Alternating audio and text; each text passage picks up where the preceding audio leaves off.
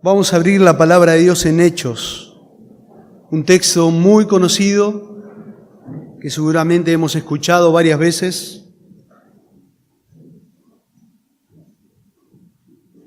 pero me parece oportuno en este tiempo que va a comenzar todas las actividades en la iglesia. Hoy a la mañana hemos comenzado la clase de nuevos miembros, poder traer a la memoria este texto y poder recordarlo. Hechos capítulo 2, versículos 37 al 47. Nosotros vamos a detenernos del 42 al 47, pero vamos a leer a partir del versículo 37.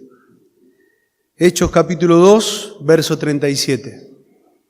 Dice así la palabra de Dios. Al oír esto, se compungieron de corazón y dijeron a Pedro y a los otros apóstoles: varones hermanos, ¿qué haremos? Pedro les dijo: arrepentíos y bautícese cada uno en el nombre de Jesucristo para perdón de los pecados y recibiréis el don del Espíritu Santo.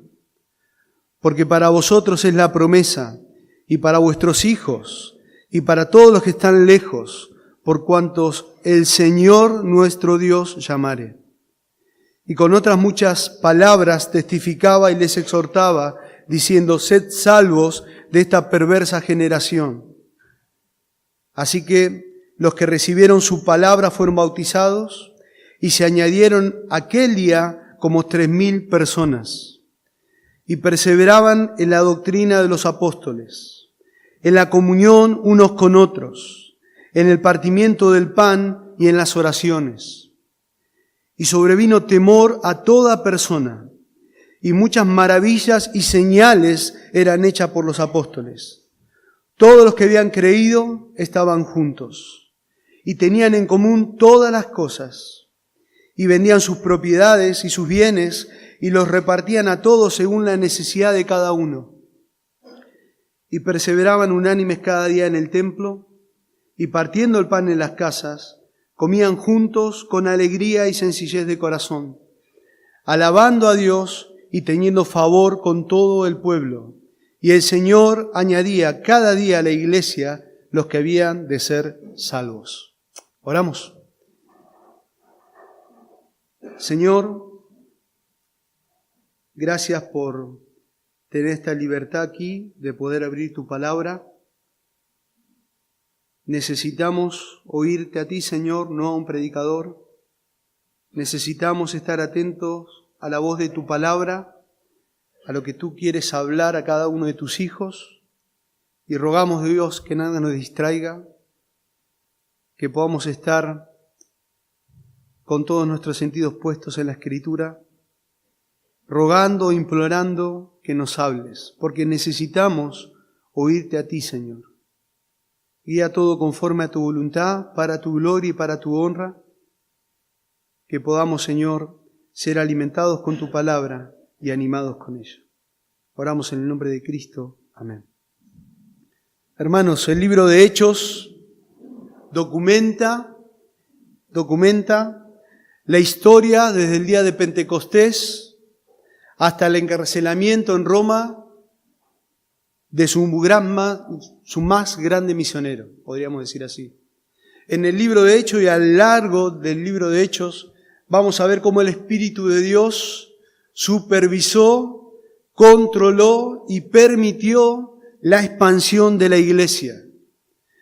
A lo largo del libro de Hechos vamos a poder ver la obra del Espíritu Santo, cómo el Espíritu Santo regenera, bautiza, llena, santifica a los creyentes.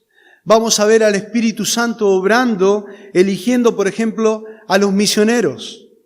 En Hechos capítulo 13, versículo 2 nos dice la palabra de Dios: ministrando estos al Señor y ayunando, dijo el Espíritu Santo: apartadme a Bernabé y a Saulo para la obra a los que os he llamado. También vamos a ver al Espíritu Santo cómo dirige a los misioneros que trabajaban allí.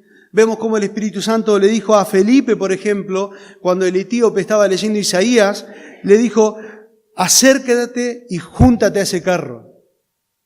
Y Felipe le explicó la Escritura al etíope en ese momento. También a lo largo del libro de Hechos, hermanos, vamos a ver el ministerio de Pablo, primero el ministerio de Pedro, después el ministerio del apóstol Pablo. De allí, de este libro, podemos aprender principios para discipular. Vamos a ver cómo la iglesia se desarrolla y cómo el evangelio se expandió por todo el mundo desde entonces. Eso vemos en el libro de Hechos. También en el libro de Hechos describe el propósito del libro al comienzo del libro. En el capítulo 1, versículo 1 de Hechos dice: en el tratado, oh Teófilo, hablé acerca de todas estas cosas que Jesús comenzó a enseñar y hacer, o hacer y enseñar.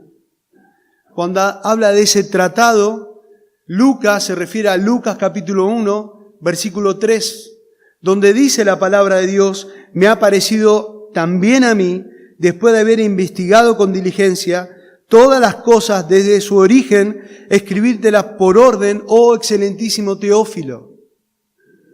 Y aquí vemos en Hechos cómo Lucas va a describir el avance de la iglesia. Es interesante, no se sabe quién es Teófilo, pero Lucas lo nombra como excelentísimo. Entonces podemos decir que era un funcionario romano.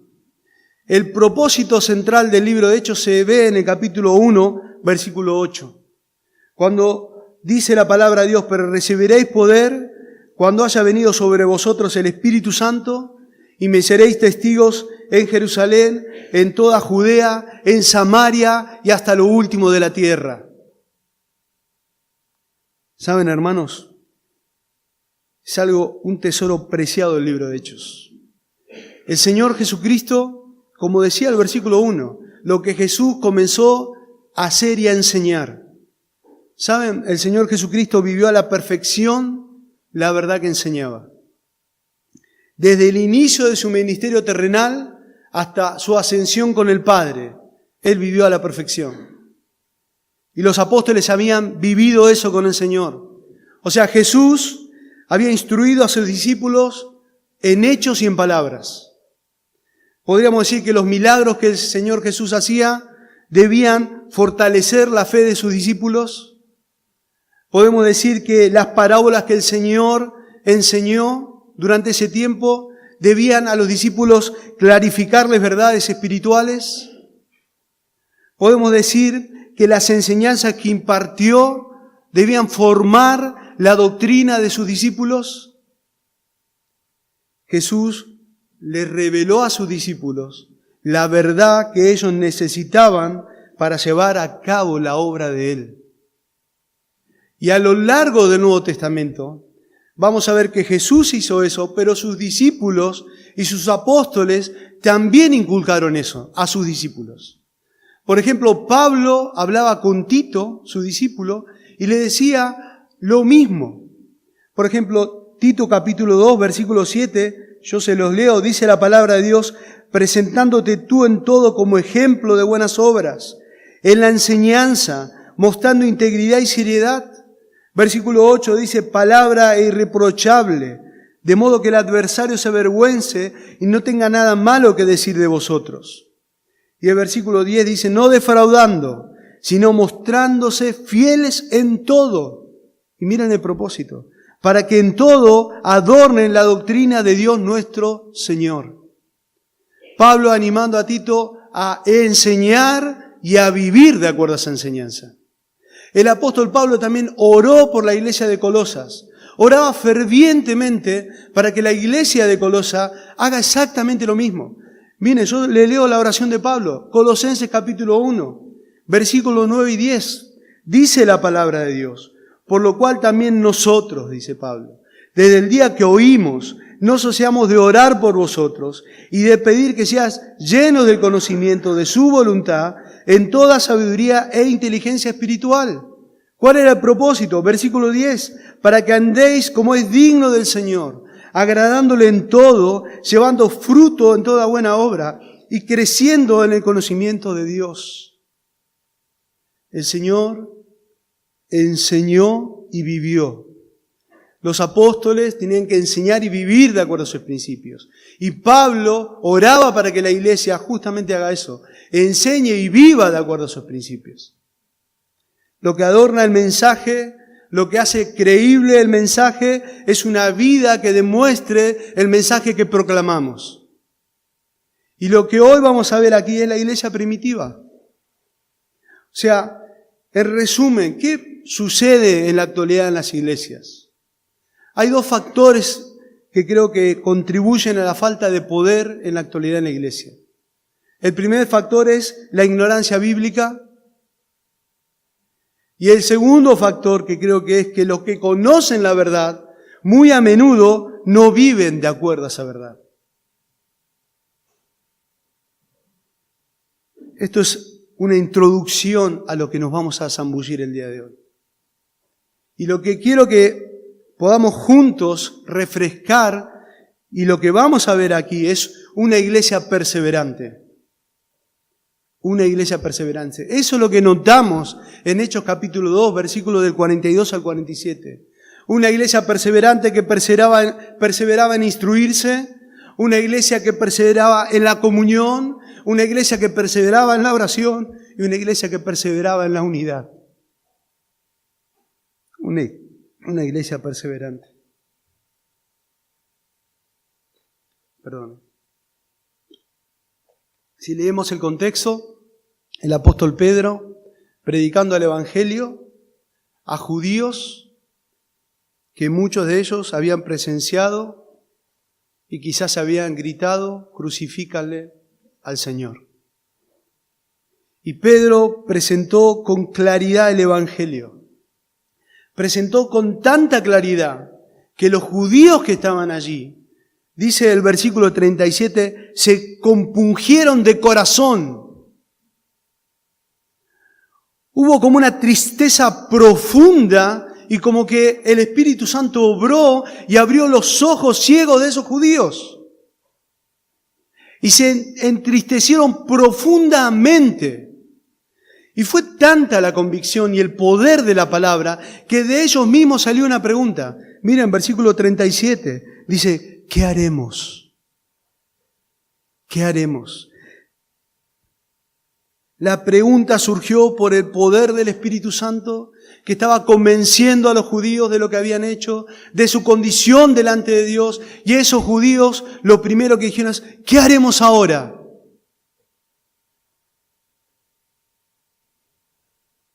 Cuando ellos comprendieron el mensaje, ellos se plantearon ellos mismos lo que habían hecho con el Señor. Pero Pedro lo llama a arrepentirse y bautizarse. Versículo 38. Arrepentíos y bautícense. ¿Saben lo que sucedió allí en la iglesia primitiva, hermanos? No solamente que hubo un arrepentimiento, sino que había verdaderos discípulos. Los apóstoles estaban cumpliendo el mandato de la gran comisión. Mateo 28, versículos 19 y 20 dice, por tanto, id y haced discípulos a todas las naciones, bautizándolos en el nombre del Padre, del Hijo y del Espíritu Santo, enseñándoos que guarden todas las cosas como os he mandado. He aquí yo estoy con vosotros todos los días hasta el fin del mundo. Y cuando comprendieron el Evangelio, el versículo 42 comienza diciendo, y perseveraban en la doctrina de los apóstoles. Perseveraban en la doctrina de los apóstoles. Lo que vemos aquí es 3.000 personas que se arrepintieron y se convirtieron en hermanos en la fe. 3.000 personas que conocieron la verdad. 3.000 hermanos que necesitaban crecer en esa verdad que habían aprendido. 3.000 personas que veían con devoción la necesidad de ser instruidos en esa verdad. Me llama la atención que el pueblo que escuchó el mensaje estaba lleno de tradiciones. ¿Saben? Ese pueblo que escuchó el mensaje sistematizó la ley, codificó la ley y tenían 360 mandamientos negativos y tenían 325 o 350 mandamientos positivos. Estaban llenos de tradición, llenos de leyes en lugar de la palabra de Dios y leyes humanas. Entonces el arrepentirse era cambiar su manera de pensar, cambiar su manera de ver, era haber conocido el Evangelio y poner principios nuevos en su vida. Por eso necesitaban ser instruidos. Y eso dice que perseveraban en la doctrina de los apóstoles. John Stott, un escritor, hablando de este párrafo, dice lo siguiente: podemos decir que en Jerusalén el Espíritu Santo abre una escuela bíblica. Los apóstoles eran los maestros y los alumnos eran los 3.000 nuevos creyentes que había en ese lugar. Había fervor, hermanos, por proclamar la verdad. Había fervor y buscaban instrucción bíblica con una decisión y querían conocer profundamente la verdad. Querían estar firmes en esa verdad. El versículo 42 comienza diciendo, y perseveraban. Y perseveraban. ¿Saben? La idea de perseverar allí es mantenerse firme. La idea de perseverar allí es un constante continuar. La idea de perseverar allí es acudir con perseverancia. A pesar del odio que iban a surgir de muchos, de sus familias por haberse convertido al cristianismo, a pesar de que muchos querían ridiculizar a los cristianos, muchos judíos decían, están llenos de mosto, están ebrios. Y a pesar que iba a empezar una persecución, ellos permanecieron fieles en la verdad, fieles en la verdad.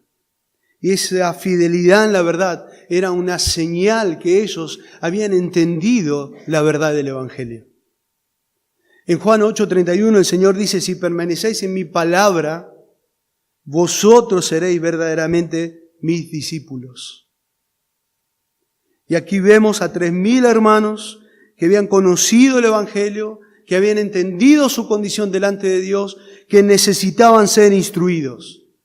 Y ellos se mantuvieron firmes en conocer. Hay un ejemplo en el Nuevo Testamento muy claro de esta realidad. Y el ejemplo está en la iglesia de Tesalónica. La iglesia de Tesalónica, Pablo los elogia a estos hermanos porque ellos proclamaron la verdad y porque ellos vivieron en consecuencia esa verdad. Y Pablo los elogia. Yo le leo el texto, si usted anota, es 1 Tesalonicenses capítulo 1, versículo 3, dice la palabra de Dios, acordándonos sin cesar delante de Dios y Padre nuestro de la obra de vuestra fe, del trabajo de vuestro amor y de vuestra constancia en la esperanza en nuestro Señor Jesucristo. Versículo 8 dice, porque partiendo de vosotros ha sido divulgada la palabra del Señor, no solo en Macedonia y Acaya, sino también en todo lugar vuestra fe en Dios se ha extendido, de modo que nosotros no tenemos necesidad de hablar nada. Versículo 9 y 10 dice, porque ellos mismos cuentan de nosotros la manera que nos recibisteis y cómo os convertisteis de los ídolos a Dios. ¿Para qué? Para servir al Dios vivo y verdadero y esperar en los cielos a su Hijo, al cual resucitó de los muertos, a Jesús, quien nos libra de la ira venidera. ¿Qué podemos ver aquí? Si podríamos resumir el texto, podemos decir que vemos la obra de fe, el trabajo de amor, la constancia en la esperanza que tenían estos nuevos cristianos. Ellos al entender la palabra de Dios y al conocer el Evangelio, ¿qué hicieron? No se quedaron callados. Versículo 8 dice que divulgaron la palabra de Dios hasta tal punto que los apóstoles no tenían necesidad de predicar porque la iglesia estaba activa predicando el Evangelio. Pero como si esto fuera poco, el testimonio era tan impactante para esos hermanos que ellos se convirtieron de los ídolos a Dios, cambiaron la dirección de su vida. ¿Y qué hicieron? Mostraron a Cristo en sus vidas.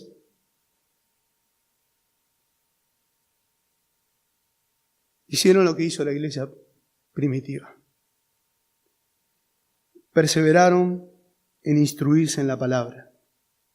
Saben, a lo largo del libro de Hechos, vemos que esta perseverancia, esto de mantenerse en la Escritura, fue llegando a diferentes niveles. En Hechos 13:12 llegó a un procónsul que estaba maravillado de la doctrina de los apóstoles. En Hechos 17:19 dice que a Pablo lo tomaron varios filósofos allí, lo pusieron en un areópago y le preguntaron: enséñanos esto que nos enseñas, enséñanos esta enseñanza de que estás hablando. Y a lo largo del libro de Hechos vemos que la instrucción bíblica se mantuvo, permaneció firme. Y eso hizo la iglesia primitiva. Eso hizo la iglesia perseverante. Perseveraban en la doctrina de los apóstoles. Pero hay algo más que hizo aquí la iglesia. No solamente en la doctrina, dice, perseveraban en la comunión unos con otros. En la comunión unos con otros. Hermanos, amados del Señor, debemos entender que somos ovejas del Señor. Debemos entender que el Señor pone hermanos que nos guíen, líderes, pero todos compartimos algo en común, hermanos. Todos. Los pastores, los líderes, los diáconos de la iglesia, cada miembro comparte algo en común. ¿Saben qué compartimos en común? Nuestra condición caída. Todos compartimos eso. Todos compartimos ese deseo que pasa en nuestro corazón, los deseos de la carne, que dice Gálatas 5:17, y hay una lucha entre nosotros. ¿Y qué queremos decir esto? ¿Qué queremos decir con esto? Que debemos recordar, hermanos, que no existe la iglesia perfecta. No existe la iglesia perfecta. Ni líderes perfectos. No existe. En la iglesia de Hechos, cuando iba creciendo la palabra de Dios, cuando iba creciendo el número de discípulos, hubo problemas. En Hechos capítulo 6 dice: en aquellos días, como crecía el número de discípulos, hubo murmuración de los griegos contra los hebreos.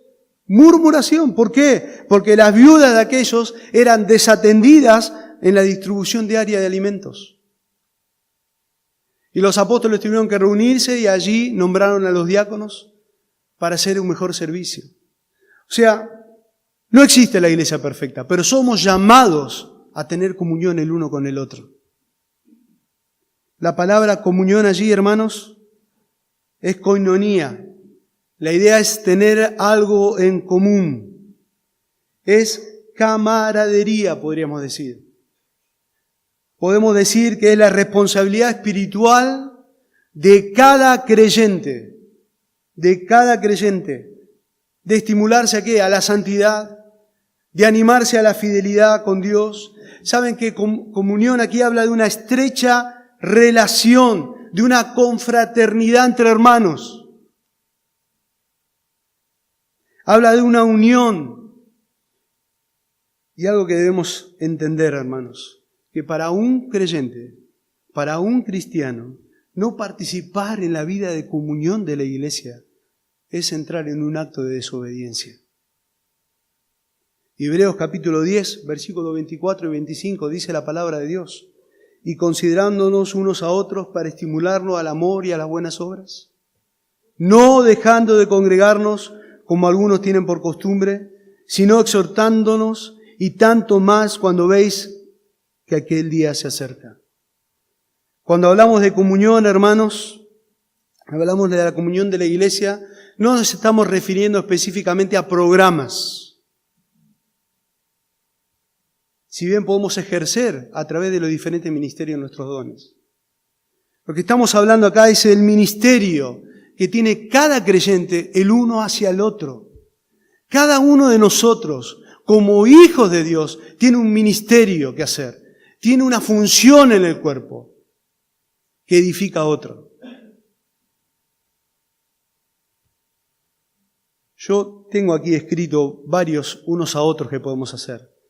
Por cada punto tendríamos que hacer un mensaje porque es amplio el concepto, pero lo vamos a nombrar y vamos a dar un concepto de cada uno.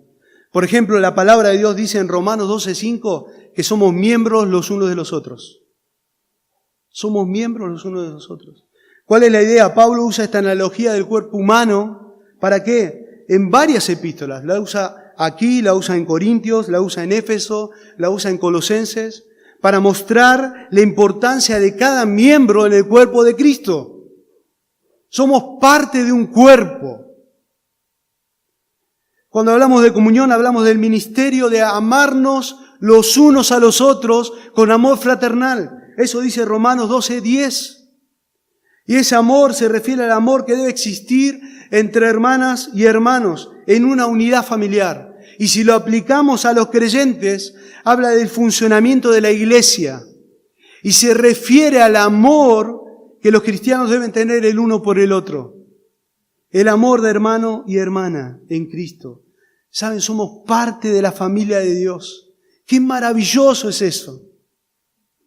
Pablo agradecía por eso y decía en Efesios capítulo 3, versículo 14 y 15, dice: por esta causa doblo mis rodillas ante el Padre de nuestro Señor Jesucristo, de quien toma nombre toda familia en los cielos y en la tierra. Como dijimos, somos miembros los unos a los otros, debemos amarnos unos a otros con amor fraternal. Somos parte de una familia. También la palabra de Dios dice en Romanos 12:10 que debemos preferirnos los unos a los otros. Preferirnos los unos a los otros. Cada cristiano, es la idea, debe esforzarse para hacer que otro quede bien, podríamos decir así. ¿Cuál es la idea de esto? Cada hijo de Dios debía alegrarse cuando quizás a un hermano sea honrado.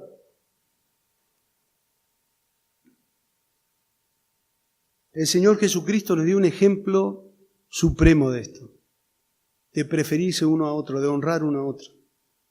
¿Saben? En Juan capítulo 13 dice, versículos 12 y 15, dice la palabra de Dios: así que, después que le hubo lavado los pies a los discípulos, el Señor tomó su manto y volvió a la mesa y dijo: ¿sabéis lo que os he hecho? Vosotros me llamáis Maestro y Señor, y decís bien porque lo soy. Pues si yo, dice el Señor y el Maestro, he lavado vuestros pies, vosotros también debéis lavar los pies los unos a los otros. Dice: porque ejemplo os he dado, para que como yo he hecho, vosotros también hagáis, honrando el uno al otro. El Señor lavó los pies de sus discípulos antes de ir a la cruz, con el propósito de dejar un ejemplo. Miren la función que podemos tener que debemos tener cada miembro de la iglesia. Y no hace falta hacer el curso de membresía que hacemos aquí los domingos. Es una responsabilidad de cada hijo de Dios que es llamado a tener comunión con su familia, la familia en la fe. Entender que somos miembros, entender que debemos ejercitar el amor fraterno el uno al otro, entender que debemos honrar el uno al otro. ¿Saben qué más dice la palabra de Dios? Dice que debemos tener un mismo sentir el uno con el otro. Eso dice en Romanos capítulo 12, versículo 5.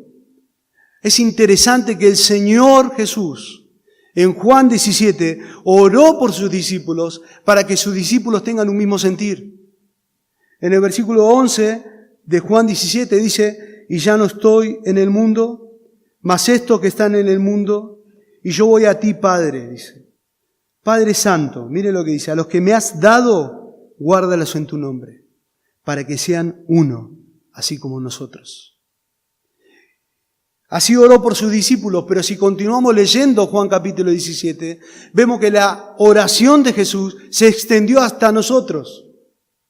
Y en Juan 17, versículo 23, a partir del versículo 20 dice: mas no ruego solamente por estos, ruego también por los que han de creer en mí por la palabra de ellos, para que todos sean uno como tú, oh Padre, en mí y yo en ti, que también ellos sean uno en nosotros, para que el mundo crea, dice, que tú me enviaste. La gloria que me diste, yo les he dado, para que sean uno, así como nosotros somos uno. Yo en ellos, dice, y tú en mí, para que sean perfectos en unidad, para que el mundo conozca que tú me enviaste y que los has amado a ellos, como también a mí me has amado. Sean uno. buscar la unidad el uno con el otro. Y esto no significa que no va a haber problemas en la iglesia. Vamos a estar llenos de problemas porque, como decíamos, compartimos la misma condición caída, pero somos salvos por su gracia. En la iglesia, aquí en el libro de Hechos, vamos a ver en Hechos capítulo 4, versículo 32, dicen que la multitud que habían creído era de un corazón y un alma, ninguno decía ser suyo propio nada de lo que poseía, sino que tenían todas las cosas en común. Somos llamados a la comunión, hermanos. Como si esto fuera poco, ¿qué más podemos hacer nosotros para mantener la comunión en la iglesia, para vivir en comunión con el cuerpo de Cristo? Bueno, la palabra de Dios dice que debemos amonestarnos los unos a los otros. Romanos capítulo 15, versículo 12 dice eso. Y creo que es una de las exhortaciones más difíciles de obedecer. Pero cuán necesario es que en el cuerpo de Cristo haya hermanos que nos exhorten. Porque eso nos hace madurar, porque eso nos hace crecer. Pablo en mismo Romanos 15, 14 dice la forma. Dice que para exhortar a otro, amonestar a otro, debemos estar llenos de bondad. Llenos de bondad. La idea que antes de amonestar a otro, hermano, debemos examinarnos a nosotros mismos para después poder exhortar a otro. Bueno, saludarnos el uno al otro. Como creyentes debemos saludarnos el uno al otro. Bueno, Romanos capítulo 16, versículo 3, versículo 6, versículo 16, nombra el hecho de saludarnos. Y así lo vemos a través de todas las epístolas. Esto parece como un mandato de dimensiones culturales o supraculturales, podríamos decir así. Culturales, ¿por qué? Por un lado, el saludarnos es una norma dada, debemos saludarnos el uno al otro, pero por otro lado, la forma que se saluda varía de acuerdo a la cultura. ¿Qué queremos decir esto? Bueno, por ejemplo, yo recuerdo que nuestro misionero, el fundador aquí, o uno de los fundadores de la iglesia, Don Ivor, estábamos teniendo una charla con él y él me contó que había ido a Rusia. Y en Rusia, él entró a la iglesia, como hace siempre, y vino un hermano mayor y le dio un beso en la boca. Y Don Ivor se quedó así. Pero no solamente le dio a Don Ivor, sino le dio a su esposa. Y Don Ivor abría mal los ojos todavía. Por eso hablamos que es un tema cultural, ¿no? Aquí John Stott, por ejemplo, dice en su comentario que vino a la Argentina y nunca recibió tantos abrazos y tantos besos en su vida. Pero acá Pablo está llamando a la iglesia a saludarnos unos a otros. ¿Saben cuál es la idea? La idea es que el cristiano debe reflejar el verdadero amor en Cristo cuando saluda a otros. Nosotros cuando empezamos a venir a Calapachay experimentamos de una hermana en la fe que cuando nos saludaba, nos esperaba en la puerta con el mate. Estaba así, miraba, ahí viene lo de Bernal. Venía, nos abrazaba y nos daba un mate. Miren cuántas cosas, hermanos. Cómo debemos funcionar como un cuerpo, como una familia. Debemos perseverar en la comunión. Dice que debemos servirnos por amor los unos a los otros. Eso dice Gálatas 5:13. ¿Qué debe entender el Hijo de Dios? El Hijo debe entender que Cristo nos hizo libres. ¿Pero libres para qué? Libres para que podamos servirle, para que podamos servirnos por amor los unos a los otros. ¿Qué más podemos hacer? Debemos sobrellevar la carga los unos a los otros. Eso dice Gálatas capítulo 6, versículo 2. La idea es ayudar a tu hermano o a tu hermana a mantenerse en pie mientras él se está levantando.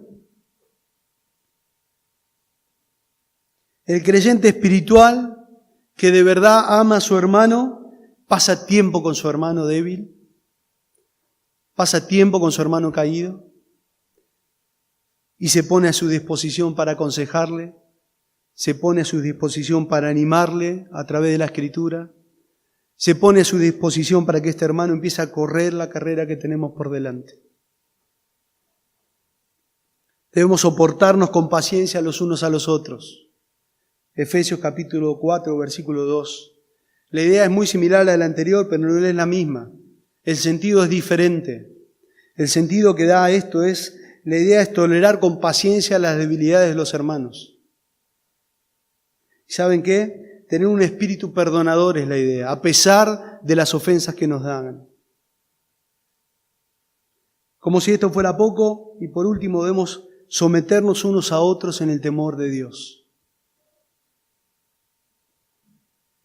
El uso en general o de la idea es ceder al consejo. Pero me llama la atención que, o al aviso del otro, pero me llama la atención que él dice que el temor se hace efectivo, o el someterse se hace efectivo, solamente en el temor de Dios.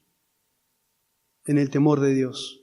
Y debemos tener mucho cuidado de eso, hermanos.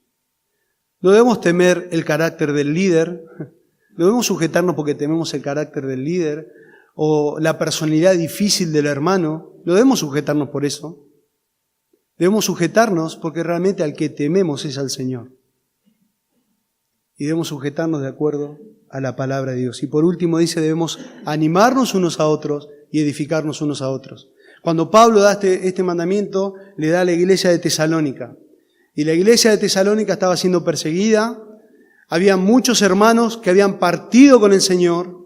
Y Pablo los alaba y le dice, ustedes, iglesia amada, siga animando, siga edificándose. Y le dice en el versículo 11, así como lo hacéis. La idea de Pablo era continuar animando a la iglesia que siga ejerciendo lo que estaba haciendo. ¿Vieron, hermanos? Esta iglesia perseveraba en la comunión unos con otros. Cada uno, cada hijo de Dios tiene este mandato de uno al otro. Imagínense el impacto que habrá sido para los judíos que estaban alrededor ver una iglesia viviendo de esta manera. No perfecta, pero en obediencia a la palabra de Dios. En el versículo 42 dice que comunión unos con otros en el partimiento del pan y en las oraciones. Bueno, el partimiento del pan hace referencia a la cena del Señor. Este es un deber, y es un deber no opcional, porque es un mandato bíblico para cada hijo de Dios. En 1 Corintios capítulo 11, no lo vamos a leer, habla del mandato de la Santa Cena, o de la Cena del Señor. Ahí en ese tiempo de comunión, todos los cristianos se reúnen en un terreno común, cuando pasamos y recordamos al Señor en la cruz. Nos reunimos en el terreno común de la cruz de Cristo, a los pies de la cruz de Cristo.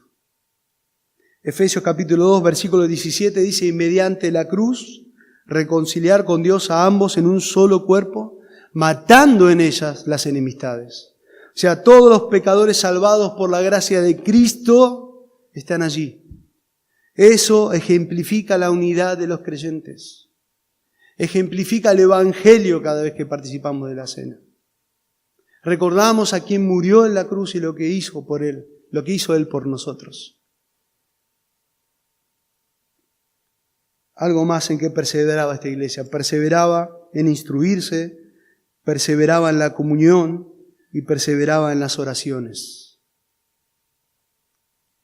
La verdad que el Señor me exhortó mucho a mí allí, en todo lo que estuvo hablando en mi corazón y examinando mi vida, perseveraban en la oración. A diferencia de nosotros o en la actualidad, que muchas veces nosotros tenemos en poco la reunión de oración, esta iglesia se mantenía firme en orar. Se mantenía firme en orar. Las oraciones que vemos a lo largo del libro de Hechos y en los evangelios y en las epístolas no son solamente oraciones de creyentes individuales, sino que son oraciones de toda la iglesia. Por ejemplo, en Hechos capítulo 1, versículo 14, dice que todos estaban perseverando unánimes en oración y ruego. En el versículo 24 dice que oraron pidiendo sabiduría al Señor, todos los que estaban reunidos, para saber qué elección hacer referente a los apóstoles que quedaban allí. En el capítulo 4, versículo 24 de Hechos, dice que ellos, habiendo oído, alzaron unánime la voz a Dios. Y dijeron: soberano Señor, tú eres el Dios que hiciste el cielo y la tierra, el mar y todo lo que en ellos hay.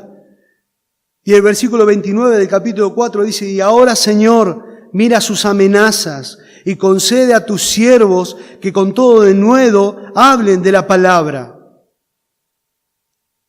Y en el contexto de esta oración era que habían puesto preso a Pedro. Y la iglesia estaba orando por Pedro. Perseveraban en oración. Leí de un escritor lo siguiente: orar es la cosa más fácil y la más difícil de hacer, la más simple y la más sublime, la más débil y la más poderosa. Sus resultados están más allá de las posibilidades humanas, están limitadas tan solo por la omnipotencia de Dios. ¿Y saben por qué muchas veces la iglesia del Señor está débil? Porque es carente de oración. Y muchas veces no tenemos en cuenta que es un mandato bíblico orar. Romanos 12 dice: debemos ser constantes en la oración. Efesios 6:18 dice que debemos orar en todo tiempo. Colosenses capítulo 4, versículo 2 dice que debemos perseverar en la oración. Y aquí tenemos un ejemplo de una iglesia que se mantenía firme, que perseveraba en la oración. ¿Qué sucedió? Versículo 43. Y sobrevino temor a toda persona, y muchas maravillas y señales eran hechas por los apóstoles. Sobrevino temor.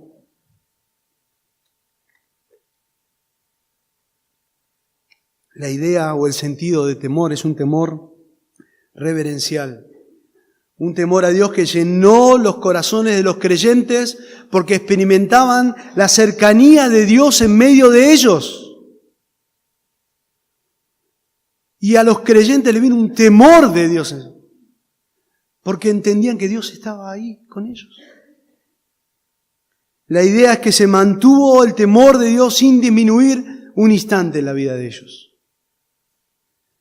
Hay varios ejemplos, pero por cuestión de tiempo no podemos, se los menciono.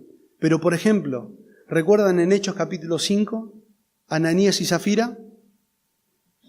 Ellos mintieron al Espíritu y cayeron muertos a los pies. Y dice la palabra de Dios que sobrevino temor a todos los creyentes que estaban allí. Un temor reverencial a Dios, de ver el obrar de Dios. En Hechos capítulo 19, versículo 17, dice que el apóstol Pablo está hablando allí, dice que todas las cosas que sucedieron eran notorios a todos los que habitaban en Éfeso, así judíos como griegos, y tuvieron temor todos ellos, y era magnificado el nombre del Señor Jesucristo.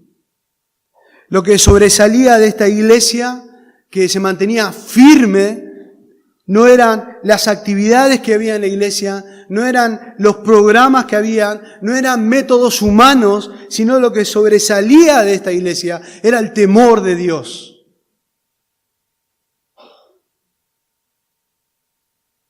Sobresalía el carácter sobrenatural de Dios obrando en cada miembro que cumplía su función. Y por último, perseveraban en la unidad. Miren lo que dice el versículo 44. Todos los que habían creído estaban juntos y tenían en común todas las cosas. Todos los que habían creído. No solo poseían una unidad espiritual, estos hermanos, sino que también una identidad práctica. Lucas aquí le llama los creyentes. ¿Vieron el versículo 14? Dice, y todos los que habían creído. Todos los que habían creído. Solo la gente, hermanos, que cree por fe en Él, puede compartir esta unidad. Solo la gente que comparte la fe en Él, que cree en Él, puede compartir esa unidad. Y puede compartir esta vida en la iglesia. Todos los que habían creído, dice Lucas. Saben, en ese entonces había muchos peregrinos por esa zona. Y era una tradición antigua en Israel que en las grandes fiestas religiosas, en las posadas que albergaban gente, ya no cabía nadie y había mucho movimiento de gente en Jerusalén. Mucho movimiento. El resultado era que familias comunes abrían sus casas y compartían sus recursos con las visitas que se movían alrededor, con la gente que había alrededor. Como resultado, muchos de la iglesia aquí, primitiva, o de la iglesia perseverante, abrían sus casas. Pero muchos que ahora eran creyentes eran esos peregrinos que andaban buscando un refugio donde albergarse. Y los cristianos abrieron su casa, le compartieron el Evangelio y a su vez se hicieron miembros de la familia de Dios.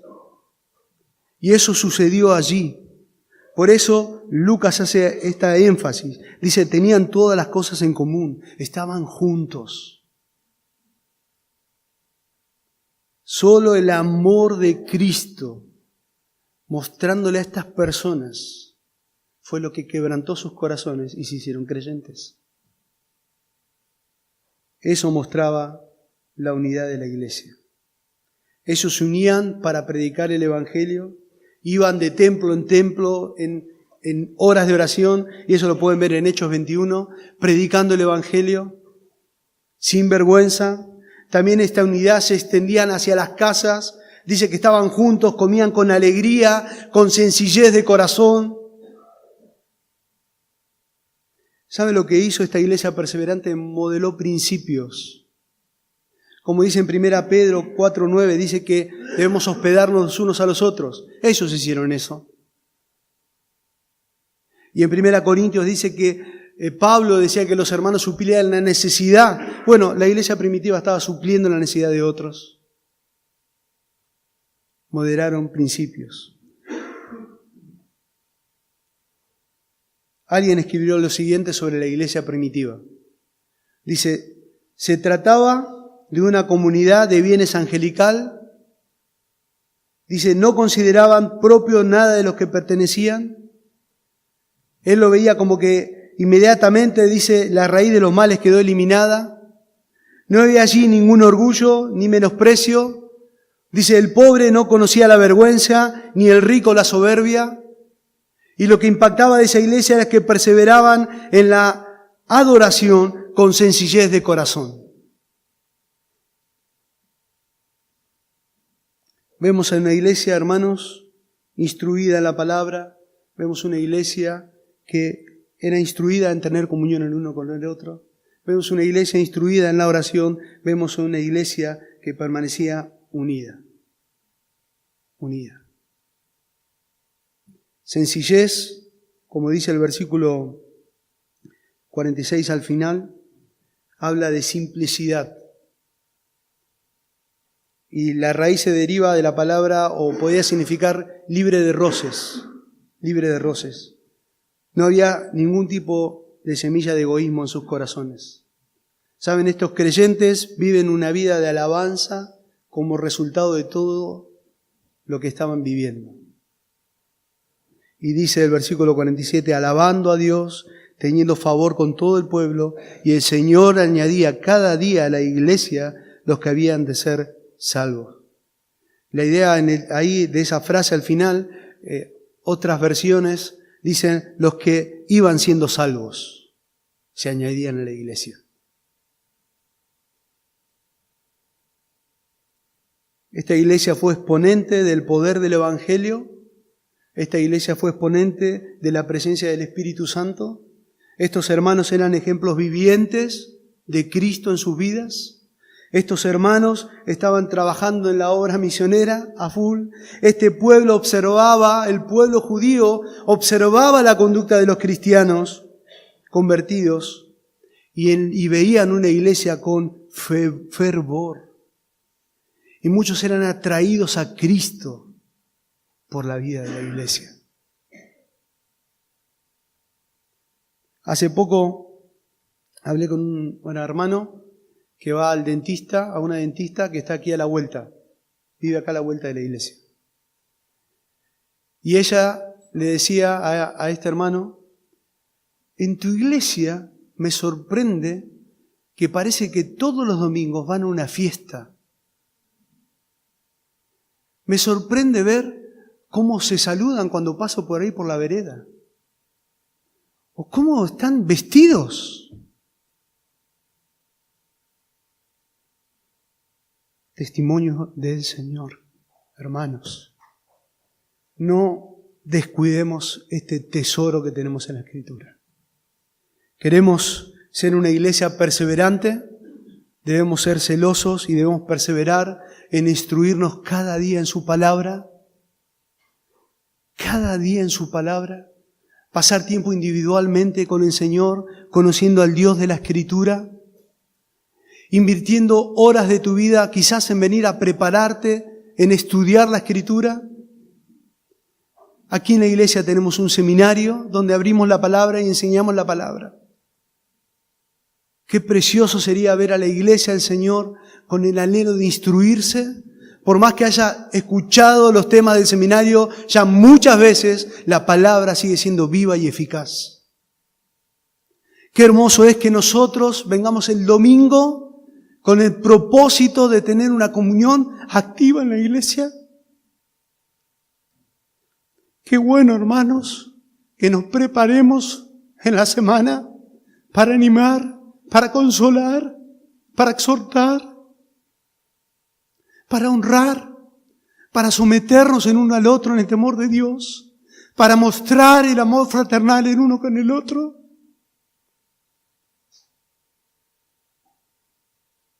Qué hermoso es, hermanos, que perseveremos en la oración juntos.